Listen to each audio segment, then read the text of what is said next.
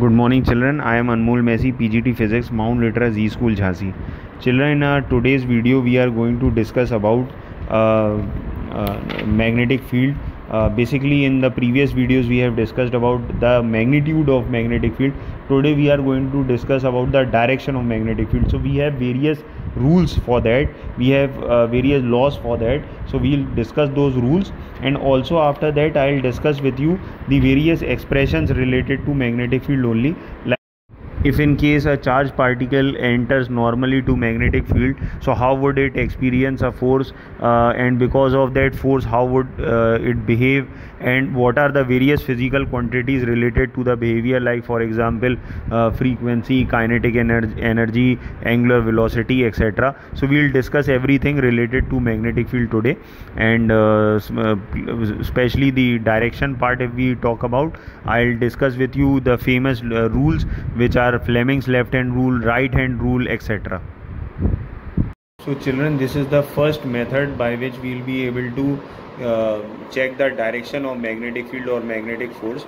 So this is known as Fleming's left hand rule, and when we'll apply Fleming's left hand rule, obviously we'll use a left hand, and these fingers would be the orientation of these fingers would be like this.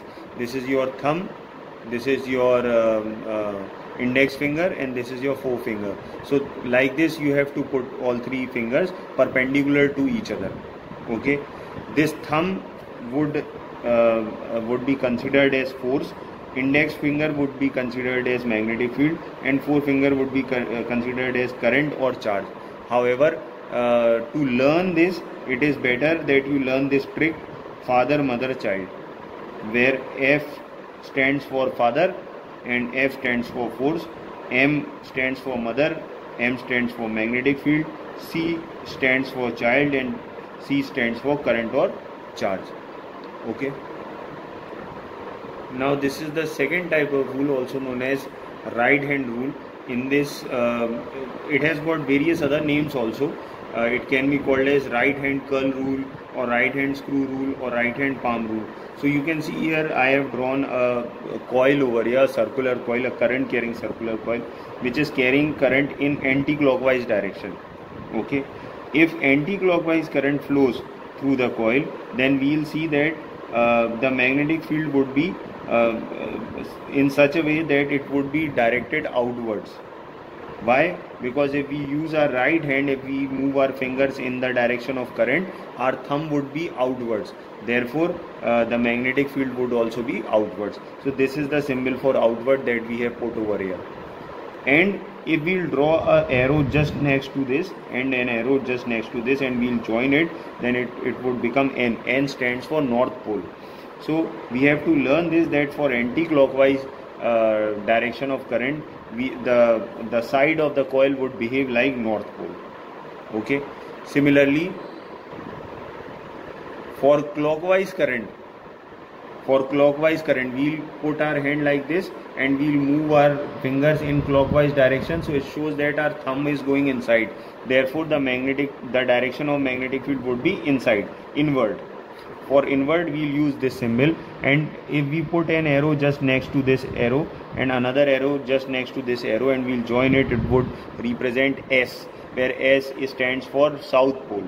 So we have to learn this, that whenever current flows clockwise, then the phase of the coil would behave like South Pole. However, we have to remember this, we have to keep this in mind, that monopole does not exist. Okay, if we break a bar magnet from between, then we cannot separate North Pole and South Pole. Okay, similarly over here also, if in case current is flowing in clockwise direction from here, पीछे से अगर आप check करोगे तो you would observe that the current is flowing anti-clockwise. Hence, if from front it is South Pole, then from back it would have been North Pole. Okay. Now this is another topic. This is magnetic force behaves like centripetal force. As we know that we have studied in Fleming's rule that magnetic force is always directed towards the center. Therefore, I have drawn a diagram over here where magnetic field is inside. Therefore, I have drawn cross over here, and the charge is entering this magnetic field normally. Okay, so it would experience a force such that the magnetic force would be directed towards the center. We can check this with the help of Fleming's right hand rule also. Okay, now magnetic force behaves like centripetal force. Why? Because the direction of magnetic force is always towards the center, therefore it would behave like centripetal force. Now as we know that the expression for magnetic force is QVB, while for centripetal force it is mv square upon r. So we can equate both the equations and it would become QVB is equal to mv square upon r. So v से v आप cancel कर लीजिए and we can keep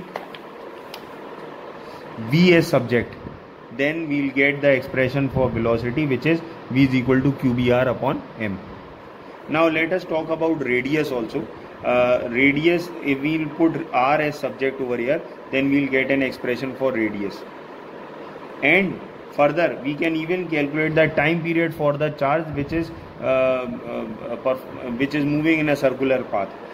Okay, so the formula that we will start with is speed is equal to distance upon time. Distance, since it is moving in a circular path, therefore it would be taken as 2 pi r. For time we are writing capital T, and this is v, which we have already calculated over here. So from here we can put qbr upon m. So we can cancel out the r from here, and finally on keeping t as subject we will get that expression for time period, which is 2 pi m upon qb. Now this is the expression for frequency. For frequency we always write 1 upon time period, therefore we have just taken the reciprocal of the expression of time period and we will get frequency. For angular velocity we use a symbol omega, and omega is taken as 2 pi nu.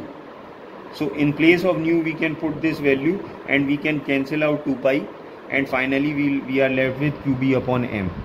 So this is the expression for angular velocity. Further we can even calculate the kinetic energy of the charged particle which is entering the magnetic field. Kinetic energy is half mv square, and the expression for velocity that we have calculated earlier was qbr upon m. So we have put the value of v over here, and finally we will get the expression m into q square b square r square upon m square and half.